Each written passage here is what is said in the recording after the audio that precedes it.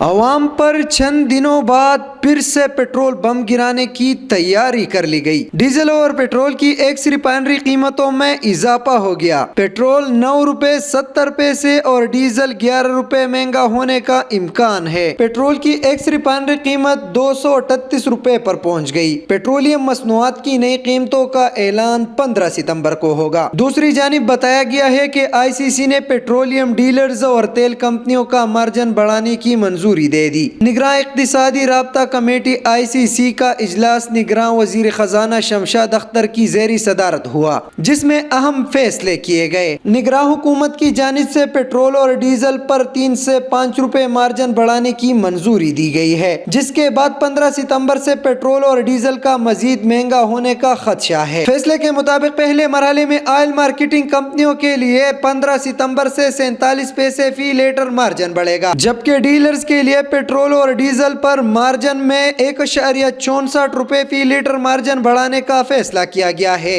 اعلامیہ کے مطابق پی آئی اے کے لیے 1.3 ارب روپے کی گرانٹس کی سمری مسترد کر دی گئی۔ پی آئی اے نے 1.3 ارب کی ایف بی آر کو ادائیگیاں مؤخر کرنے کی استدعا کی تھی۔ آئی سی سی کے اعلامیہ میں کہا گیا ہے کہ اسٹیٹ بینک وزارت خزانہ کو پی آئی اے کو مالیاتی ری اسٹرکچرنگ میں معاونت کی ہدایت کی گئی ہے۔ اعلامیہ میں کہا گیا ہے کہ ڈیلرز کے لیے پہلے مرحلے میں 15 ستمبر سے مارجن 41 پیسے فی لیٹر بڑھایا جائے گا۔ اعلامیہ میں کہا گیا ہے کہ اجلاس میں پی آئی اے کی ری اسٹرکچرنگ کے لیے پلان بنانے کی بھی منظوری دی گئی ہے۔ بہت شکریہ۔ مزید ویڈیوز اور اپڈیٹس کے لیے دیکھتے رہیے M P news. M P news Swat سمیت ملکی اور غیر ملکی خبریں آپ تک پہنچائے سب سے پہلے۔